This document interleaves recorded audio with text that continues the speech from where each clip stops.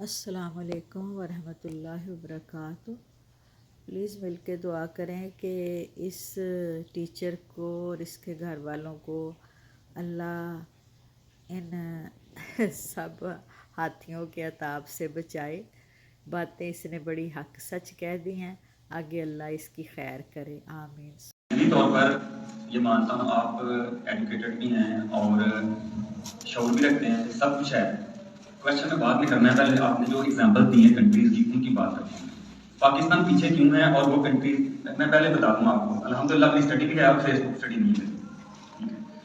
M Phil English literature ہوں، L L B بھی کیا ہوا میں نے۔ یہ جتنے بھی ممالک کے آپ نے نام لیے ہیں، انڈیا ہے، بنگلہ دیش ہے، ایک نام آپ بھول گئے افغانستان، وہ بھی ہم سے آگے نکلنے والا ہے قریب۔ اس کے علاوہ سنگاپور ہے، جاپان ہے، چائنا ہے۔ ان سب میں اور پاکستان میں کیا فرق تھا؟ آپ یقین کر لیں کہ اس میں صرف اور صرف ایمانداری کا فرق تھا۔ ان کے جو لیڈرز ہیں وہ بالکل مخلص ہو کے چلے، بالکل مخلص۔ تو جو ان کی روایات تھیں ان کو برقرار رکھا، پولیٹیکل نہیں۔ اب بات کرتے ہیں، آپ نے کہا انڈیا، ہمارا مقابلہ بنتا ہی انڈیا سے ہے، کیونکہ ہماری سوچ انڈیا سے آگے گئی نہیں، کیونکہ ہم ٹریڈیشنل اینیمیز ہیں۔ ہم سیکھتے نہیں ہیں، صرف اور صرف ایک دوسرے پہ تنقید کرتے ہیں۔ مجھے راحت اندروی صاحب کا شعر ہے، وہ یاد پورا تو نہیں، لیکن اس میں یہی ہے کہ بارڈر پہ تناؤ آ گیا ہے، لگتا ہے چناؤ آ گیا ہے۔ تو یہ معاملہ صحیح ہے، اس سے کمپیریزن کر دیتے ہیں۔ آپ نے جیسا کہ سر بابا نے بتایا کہ 80s میں آپ نے اپنا سیاسی آغاز کیا ہے۔ مجھے اس چیز کی سمجھ نہیں آتی کہ کیا انڈیا کی جتنی بھی لیڈرشپ ہے یا جو پولیٹیکل پارٹیز کے ہیڈس ہیں جو 80s میں تھے، کیا وہی ہیں آپ آج بھی اور انہی کی نسلیں آگے آ رہی ہیں؟ یہ میرا ایک کویسچن ہے۔ دوسرا، آپ نے مثال دی ہے ہاتھی والی کہ ہاتھی کو اندھے 4 لوگوں کے سامنے لایا گیا۔ سر ہاتھی ہیں ہمارے سیاسی لیڈر، اور جو اندھے ہیں نا وہ ہم عوام ہیں۔ جس نے پٹی اتاری ہے جس نے ہماری آنکھوں سے پٹی اتاری ہے وہ بدتمیز ہے، اور ہاتھی کو جو لانے والا تھا اس کا آپ کو پتہ ہے۔ دوسری بات کی آپ نے موٹر سائیکل کی۔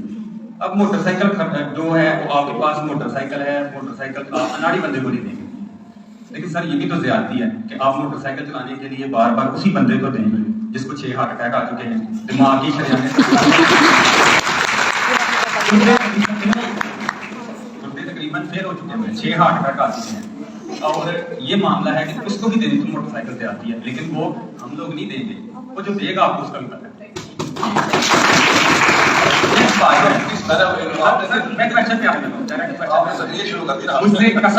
مجھ سے قسم لے لیں، میرے دماغ میں آپ کے لیے اتنی سی بھی نفرت نہیں، ٹھیک ہے؟ کیونکہ میں ٹیچر ہوں، میں نے آگے بھی پڑھانا ہے بچوں کو، میں شرمندہ ہو کے نہیں پڑھا سکتا۔ اگلی بات آپ نے کی ہے جی کہ سوشل میڈیا عام، اس پہ جو ہے وہ نفرت پھیلائی گئی، یہ کیا گیا، فلاں کیا گیا۔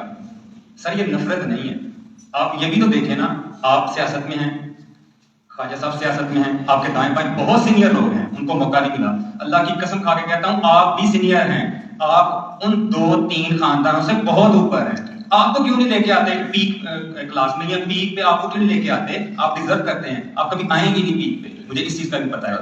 سوال، پہلا سوال یہ ہے کہ کیا ہم صرف پیٹ سے سوچتے ہیں جو ہمیں آٹا چینی گھی کی طرف لگایا ہوا ہے 80s کے بعد؟ کسی نے یہ بات نہیں کی، شعور ہوتا ہے، کسی نے یہ بات نہیں کی کہ ہمارا دین ہے، اللہ ہے سب سے بڑا۔ ہم اس قابل ابھی تک ہوئے نہیں کہ ہم کسی ایک ملک کی آنکھوں میں آنکھیں ڈال کے اس کو جواب دے سکیں۔ ہم امریکہ میں جائیں تو ہمارے کپڑے اتروائے جاتے ہیں ایئرپورٹ پہ بھی، وہ آ جائیں تو ان کے آگے بھی ہم اپنے کپڑے اتار لیتے ہیں کہ ہمارے پاس آپ کو ایذا پہنچانے کے لیے کچھ نہیں ہے، ہم اس قابل نہیں بنے۔ ایکسرسائز ہو گیا۔ کویسچن نمبر 1، کیا آپ کی جو بھی پارٹی ہے اس پارٹی میں کیا ایک خاندان کے علاوہ کوئی اوپر آ سکتا ہے؟ کیوں نہیں آ سکتا؟ ایک۔ دوسرا، سود کے بغیر، سود کو ہم چھوڑ کے ترقی نہیں کر سکتے؟ جب اللہ کہہ رہا ہے کہ جو اللہ کے نبی صلی اللہ علیہ وسلم کا فرمان ہے کہ سود لیتا دیتا ہے وہ اللہ اور اس کے سود کا ٹھیک ہوگا۔ آخری بات یہ ہے، آپ نے ناروال میں جتنا کام کیا ہے بلا شبہ کوئی شک نہیں ملے۔ میں 2008 میں آپ کو ووٹ دیا تھا، جب آپ تھے اور پیر صاحب تھے، میں نے آپ کو ووٹ دیا تھا، 13 میں نہیں دیا، 18 میں نہیں دیا۔ کیا ناروال کے جب ہم ملک چل رہا ہے قرضوں پہ، یہ تیسرا کویسچن ہے، ملک چل رہا ہے قرضوں پہ، ایسے منصوبے کیوں نہیں لگائے جاتے جن سے ہمیں آمدن ہو؟